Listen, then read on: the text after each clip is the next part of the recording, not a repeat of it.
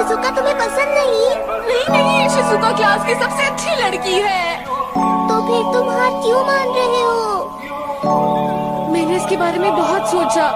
वो मुझे intelligent student नहीं समझेगी, तो ये सही रहेगा कि मैं जैसा हूँ मैं हमेशा वैसे ही बना रहूं और मैं शिजुका के सामने कभी भी ना जाऊं।